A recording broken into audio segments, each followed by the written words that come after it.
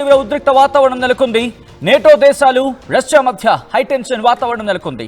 తాజాగా పోలాండ్ సరిహద్దుల్లో Russia Belarus సైనికులు విన్యాసాలకు తెరలేపిన పరిస్థితి. మంగళవారం వరకు జరగబోతున్నాయి ఈ సైనిక విన్యాసాల్లో పాల్గొనబోతున్నాయి ఇండియా, ఇరాన్, బంగ్లాదేశ్. ఇటీవల పోలాండ్ భూభాగంలోకి రష్యన్ డ్రోన్లు వెళ్లడంతో ఉద్రిక్తత చోటు చేసుకుంది. సైనిక విన్యాసాలతో లాత్వియా, లిథువేనియాలోనూ టెన్షన్ వాతావరణం నెలకొంది. పోలాండ్కు రక్షణగా రఫేల్ జెట్లను పంపించింది ఫ్రాన్స్. పోలాండ్కు మద్దతుగా రంగంలోకి దిగింది బ్రిటన్. ఈ నేపథ్యంలో ఉద్రిక్త వాతావరణం చోటు చేసుకుంటోంది. గత కొద్ది రోజులుగా చూసుకుంటే ఈ పరిణామాలు అంతకంతకు ఇంకా శృతి మించుతున్నాయి అన్న చందంగా మారాయనే చెప్పుకోవాలి. ఇది మీరు గమనించుంటే కనుక బెలారస్ మీదుగా డ్రోన్లను ఉపయోగించింది అంటూ కూడా యుక్రెయిన్ కంప్లైంట్ ఇచ్చిన పరిస్థితి. పోలాండ్కి సంబంధించి ఆ ఇన్ఫర్మేషన్ పోలాండ్కు పాస్ చేస్తామని చెప్పి యుక్రెయిన్ చెప్పుకొచ్చింది. సో ఈ క్రమంలో ఇది మీరు చూసుకుంటే లాత్వియా కావచ్చు, లిథువేనియా కావచ్చు, ఎస్తోనియా పైన ఉంటుంది ఈ పోలాండ్కి సంబంధించి. అలాగే ఇటువైపు జర్మనీ, దాంతోపాటు స్లోవేకియా, దాంతోపాటు Hungary, Austria, Croatia, Romania, Serbia, Bulgaria, Greece ఇవన్నీ కూడా దీని చుట్టూతా ఉంటూ ఉంటాయి. ఈ పోలాండ్కి ఈశాన్యంలో ఇటలీ ఉంటుంది, ఇటు కుడివైపున జర్మనీ ఉంది, పైన డెన్మార్క్ ఉంది. ఈ నేపథ్యంలో ప్రస్తుతం ఉద్రిక్త వాతావరణాలు అక్కడ చోటు చేసుకుంటున్న పరిస్థితి ఉందనే చెప్పుకోవాలి. ఈ క్రమంలోని యూరోప్లో ఉద్రిక్త వాతావరణం నెలకొంటోంది. మరి ముఖ్యంగా ఇటు పోలాండ్ భూభాగంలోకి రష్యా డ్రోన్లు ప్రవేశించడం, ఆ తర్వాత సైన్యాలు వాటిని తిప్పికొట్టడంతో ఉద్రిక్తతలు తలెత్తాయి. ఇక అక్కడి నుంచి ఉద్రిక్త పరిస్థితులు నెలకొంటూనే ఉన్నాయి. మరి ముఖ్యంగా ఇటు రష్యా బెలరూస్ రెండు కూడా జాపా 2025 పేరుతో సంయుక్త సైనిక విన్యాసాలను జరుపుతున్నాయి. ఈ నేపథ్యంలోనే బెలారూస్, రష్యాలు ఈ కార్యక్రమాలు దాదాపుగా మంగళవారం వరకు జరగబోతున్నాయి. ఇటు పోలాండ్ టార్గెట్గా చేసుకుని వీటిని నిర్వహించడం లేదంటూ కూడా రష్యా చెబుతూ ఉంటే, పోలాండ్తో పాటు లాత్వియా, లిథువేనియా మాత్రం ఈ సైనిక విన్యాసాలు ఆందోళనకు గురి చేస్తున్నాయంటూ కూడా చర్చ జరుగుతున్న క్రమం. ఈ నేపథ్యంలోని ఇక్కడ ఒకసారి మాట్లాడుకునే ప్రయత్నం చేద్దాం. ఎందుకంటే ఒక్కసారి బ్యాక్గ్రౌండ్కి వెళ్తే 2022 ఫిబ్రవరి 27 అనుకుంటా, ఎగ్జాక్ట్గా ఆ డేట్ కొంచెం అటు ఇటు అవ్వచ్చు. 2022 ఫిబ్రవరిలో సంయుక్త విన్యాసాలకు సంబంధించి అప్పుడు కూడా ఈ రెండు దేశాలు సంయుక్త విన్యాసాలు నిర్వహించిన అంశం గురించి మాట్లాడుకున్న పరిస్థితి. పుతిన్ తన సైన్యాన్ని బెలారూస్ మీదుగా యుక్రెయిన్కి యుద్ధానికి పంపించాడు అంటూ కూడా చర్చ జరిగిన క్రమం. ఇక అక్కడి నుంచి రష్యాలో జరిగే ఈ విన్యాసానికి సంబంధించి ఇప్పుడు మాట్లాడుకునే క్రమంలో ఇటు ఇండియా పాల్గొంటోంది, దాంతోపాటు బంగ్లాదేశ్, ఇరాన్, వీటితో పాటు 20 దేశాలు పాల్గొంటున్నాయి. ఈ నేపథ్యంలో రష్యా డ్రోన్లు ఇటు పోలాండ్ మీదకి అటాక్కి వెళ్ళాయని చెప్పి యుక్రెయిన్ చెబుతోంది.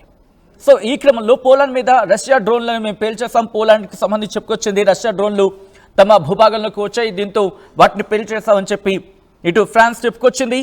ఈ క్రమంలోనే ఇప్పుడు పోలాండ్కు 3 రఫేల్ జెట్లను పంపించాలని చెప్పి ఫ్రాన్స్ అధ్యక్షుడు ఎమాన్యుయల్ మాక్రాన్ కూడా చెప్పుకొచ్చిన సందర్భం.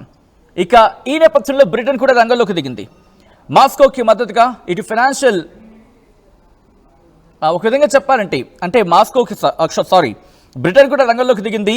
బ్రిటన్ రంగంలోకి దిగి ఇటు మాస్కోకి వ్యతిరేకంగా కార్యాచరణ సిద్ధం చేస్తుంది. వాళ్ళ ఫినాన్షియల్గా వాళ్ళకున్న అంశాలు ఏ పరిధిలో అయితే వాటిని కట్టడి చేయగలమో బ్రిటన్ కట్టడి చేయగలదు. వాటి మీద ఆంక్షలతో ఇప్పుడు విరుచుకుపడుతున్న పరిస్థితి. దీంతోపాటు వాళ్ళ రష్యా డిఫెన్స్ సిస్టమ్ని టార్గెట్గా చేసుకొని ఇప్పుడు ఆ రిస్ట్రిక్షన్స్ని పొడిగించింది. రిస్ట్రిక్షన్స్ని రోజు రోజుకు పెంచుతూ పోతోంది. ఈ నేపథ్యంలోని వాళ్ళ ఎనర్జీ, అంటే రష్యాకి సంబంధించి ఎనర్జీ సిస్టమ్ గురించి మాట్లాడుకుంటూ ఉంటాం కదా, ప్రధానంగా చమురు, దాంతోపాటు ఎల్ఎన్జీ అనేది చాలా కీలకం. మరి ముఖ్యంగా ఇటు యూరోప్ కంట్రీస్కి రష్యా నుంచి ఎల్ఎన్జీ అదొక పైప్ లైన్ ఉంటుంది ఏకంగా. ఇప్పుడు దాని గురించి ఎవరు మాట్లాడట్లేదు. సో ఇప్పుడేం జరగబోతోంది, రష్యా వర్సెస్ నేటోగా వ్యవహారం మారబోతుందనే చర్చ జోరందుకుంటోంది. ఎందుకంటే రిమెంబర్ ఇక్కడ ఒక మాట గురించి ప్రస్తావించుకోవాలి. ఎల్ఎన్జీ చాలా కీలకం. ఎవరికి? ఇటు యూరోప్కి సంబంధించి. ఎందుకంటే వచ్చేదంటే చలికాలం. Subject to the correction 40 to 50% వీళ్ళే ఎల్ఎన్జీని అక్కడ సొంతం చేసుకుంటోంది. సొంతం చేసుకోవడం ఇన్ ద సెన్స్ రష్యా నుంచి తీసుకుంటోంది. మరి ఇది ప్రపంచ దేశాల దృష్టి కనిపించదు, లేకపోతే సోకాల్డ్ ప్రపంచాధినేతలుగా మాట్లాడుకుంటున్న వాళ్ళ కంటికి కనిపించదు, లేకపోతే ఈ సోకాల్డ్ ప్రపంచాన్ని మేము విశ్లేషిస్తున్నామని చెప్పి ఆర్థిక నిపుణులుగా తమకు తాము సొంత డబ్బా కొట్టుకుని ఆ ముసలి బ్యాచ్కి, క్షమించాలి ఆ ముసలి బ్యాచ్ అనే పేరు పెట్టినందుకు, ఎందుకంటే ఒక వృద్ధులను గౌరవించే సంస్కారం మనకుంది. కానీ ఎప్పుడు ఒక మనిషిగా వాళ్ళ విలువలకు వాళ్ళు కట్టుబడినప్పుడు, కానీ కట్టు బానిసలుగా ప్రవర్తిస్తే ముందుగా మనిషిగానే గుర్తించాలా చెప్పండి? నేను ఒకరిని ఉద్దేశించి అంటే ఇంకొకరు మళ్ళీ బహుశా కాస్త అవమానంగా ఫీల్ అవ్వచ్చేమో, అవమానంగా ఫీల్ అవ్వచ్చేమో అక్కడ. కానీ నా దేశాన్ని అవమానిస్తున్నప్పుడు వాళ్ళెవరైనా సరే తాట తీస్తాం, మాటలతోనే తాట తీస్తాం. ఎందుకంటే ముందు మీ దేశం గురించి ఆలోచించుకోండి, తర్వాత మిగిలిన దేశాల మీద పడి ఏడుద్దురు. కానీ మీరు మీ ప్రపంచాధినేతని చెప్పే క్రమం మీరు సరిగ్గా లేనప్పుడు మా మీద పడి ఏడిస్తే ఏం లాభం? ఇప్పుడు ఇదే యూరోప్కి సంబంధించి 50% ఎల్ఎన్జీ ఎందుకు మాట్లాడరు?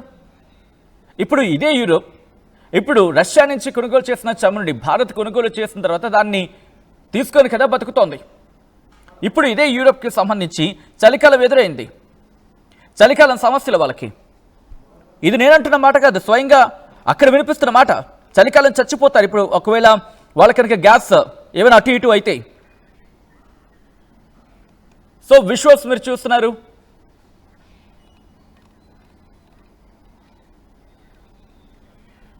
రైట్, ఒక్కసారి ఆ విజువల్స్ మీరు చూడొచ్చు. ఇటు పోలాండ్కి సంబంధించి మాట్లాడుకున్న క్రమంలో తన బోర్డర్స్ ని మూసేసినట్టుగా తెలుస్తోంది. దాంతోపాటు టెన్షన్స్ ఇంకా పెరుగుతున్నాయి. పోలాండ్ ఇప్పుడు ఈ సైనిక విన్యాసాల్లో భారత్, బంగ్లాదేశ్తో పాటు ఇరాన్ సహా 20 దేశాలు పాల్గొనడం ఇప్పుడు ఆందోళన కలిగిస్తున్న అంశం. అఫ్కోర్స్ ఇప్పటికే ఆ ప్రిపేర్నెస్ సిద్ధమవుతోంది. ఒక యుద్ధానికి వెళ్తున్నారా, యుద్ధానికి సిద్ధమవుతున్నారా అనే చర్చ జరుగుతున్న క్రమం. ఒకవేళ యూరోప్కి సంబంధించి, ఎందుకంటే ఇప్పటికీ నేటోకి సంబంధించి మాట్లాడుకుంటే క్రమం ఉంది కదా, నేటో గురించి మాట్లాడుకుంటున్న క్రమంలో ఇప్పుడు ఏం జరగబోతుందనేదే ఆసక్తికరంగా మారుతోంది. ఇటు పోలాండ్కి సంబంధించి మద్దతుగా ఏం జరగబోతోంది, ఎందుకంటే రష్యా తమ మీద దాడి చేసింది అనే అంశానికి సంబంధించి చర్చ జోరందుకుంటున్న క్రమం పోలాండ్ చెప్పుకొచ్చింది. మరి ముఖ్యంగా ట్రంప్ రెడీ, శాంక్షన్స్కి రెడీ అంటూ కూడా మాట్లాడుకుంటున్న పరిస్థితి ఉంది. సో ఈ క్రమంలో ఇప్పుడు ప్రపంచ దేశాలు ఏం చేయబోతున్నాయి? ఇటు పోలాండ్ ఇప్పటికే సిద్ధమవుతున్న క్రమం కనిపిస్తోంది మనకి. యుక్రెయిన్ రష్యా యుద్ధం రోజు రోజుకి పీక్స్కి చేరుకుంటున్న క్రమంలో ఇప్పుడు శాంక్షన్స్కి ట్రంప్ కూడా సిద్ధమవుతున్నాడట, మేజర్ శాంక్షన్స్కి.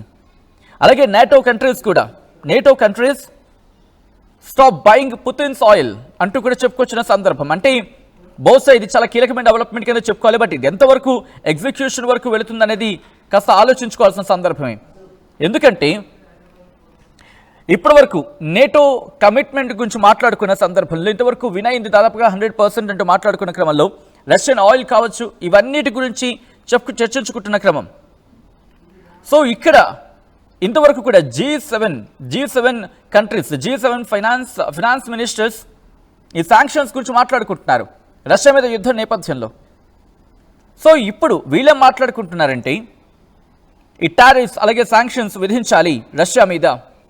దాంతోపాటు రష్యా వార్కి సంబంధించి మాట్లాడుకునే క్రమంలో వాటిని ఇంకా దృష్టి సారించాలి. G7 ఫైనాన్స్ మినిస్టర్స్ ఇప్పటికే మీటింగ్ నిర్వహించుకోవడం జరుగుతోంది. నెక్స్ట్ ఏం చేయాలి, ఇటు రష్యా మీద ఎటువంటి ఒత్తిడి తీసుకురావాలి, అట్ ద సేమ్ టైం దీంతో పాటు ఎలా ముందుకు వెళ్ళాలి, ట్రంప్ అంటున్న మాటల గురించి కూడా మాట్లాడుకుంటున్న సందర్భం ఇక్కడ. తన పేషెన్స్ పుతిన్ విషయంలో చాలా ఇక కట్టలు తెచ్చుకుని వెళ్ళిపోతుంది అని అర్థం వచ్చేలా కొన్ని స్టేట్మెంట్స్ అయితే వినిపిస్తున్న పరిస్థితి ఉంది. ఎందుకంటే ఇటు ఫాక్స్ న్యూస్తో మాట్లాడుతున్న సందర్భంలో అమెరికా అధ్యక్షుడు ఏమన్నాడంటే it's out of running out fast అంటూ కూడా. అంటే అది ఏమంటారు దాన్ని, చాలా త్వరగా, బట్ ఒక రకమైన ఒక విధంగా చెప్పాలంటే విసుగు పుట్టేస్తోందని రకంగా మాట్లాడిన సందర్భం. సో ఈ క్రమంలో ఇప్పుడు ట్రంప్ ఏం చేయబోతున్నాడు, ఎందుకంటే ఇటు పోలాండ్కి సంబంధించి మద్దతుగా మాట్లాడుకుంటున్న క్రమంలో నేటో దేశాలు రష్యా మధ్య టెన్షన్స్ పెరిగిపోతున్నట్టుకున్న క్రమంలో పోలాండ్ సరిహద్దుల్లో రష్యా బెలూరుస్ సైనిక విన్యాసాలు చేయడం, ఈ సైనిక విన్యాసాలు కంటిన్యూ కావడం అంటే ఇటు పోలాండ్ మీదకి యుద్ధానికి వెళ్ళబోతున్నారా? ఎందుకంటే జరుగుతున్న పరిణామక్రమాలు చూస్తూ ఉంటే అటువంటి క్వశ్చన్ రైజ్ అవుతుంది. ఎందుకంటే ఆ సరిహద్దుల్లో విన్యాసాలు చేయడం కావచ్చు, ఇటు పోలాండ్కి మద్దతుగా బ్రిటన్ బ్రిటన్ కూడా మద్దతు ఇవ్వడం, దాంతోపాటు ఫ్రాన్స్కి సంబంధించి ఇటు రాఫెల్ జెట్స్ని ఒక 3 రాఫెల్ జెట్స్ని అందించడం, ఇవన్నీ చూస్తూ ఉంటే నేటో మెల్లిమెల్లిగా ఇక్కడ యుద్ధానికి దిగే అవకాశం కనిపిస్తోంది. ఒకవేళ పోలాండ్ కనుక యుద్ధంలోకి దిగింది అనుకుందాం, రష్యా కనుక ఇటు పోలాండ్ మీద తిరిగి దాడి చేస్తే ఆఫ్కోర్స్ అలాగా రిటాలియేషన్లో ఆ దాడి చేసే అవకాశం కనిపిస్తూ ఉంటుంది. అదే జరిగితే నేటో దేశాలన్నీ కలిసి ఇప్పుడు రష్యా మీద పడతాయి. అప్పుడు యుక్రెయిన్ ఏదైతే కోరుకుంటుందో అదే జరుగుతుంది. ఇప్పుడు ఈ కథను మిమ్మల్ని కాస్త కలవరపరచొచ్చు, అయితే మిమ్మల్ని కలవరపడి గురి చేయడం ఆర్టీవీ ఉద్దేశం కాదు. కానీ ఇటు ప్రపంచవ్యాప్తంగా ఎటువంటి పరిస్థితులు ఉన్నాయి వాటిని మీకు చూపించడం, తద్వారా మీకు ఆ పరిస్థితుల పట్ల అవగాహన కల్పించడం, అప్రమత్తం చేయడంలో భాగంగానే కథలను చూపించడం జరుగుతుంది తప్ప మిమ్మల్ని కలవరపాటుకు గురి చేసే ఉద్దేశం ఆర్టీవీకి ఎన్నడూ లేదు, ఉండదు. కానీ ఇటువంటి కథనాలు చూసినప్పుడు కాస్త కలవరపాటు గురే అవకాశం ఉంటుంది. కాబట్టి దీనికి సంబంధించిన జాగ్రత్తలు తీసుకోవాలని ఆర్టీవీ సూచించడం జరుగుతోంది. This is the disturbing content, viewer description is advised. ఒకసారి ఆ దృశ్యాలు చూద్దాం.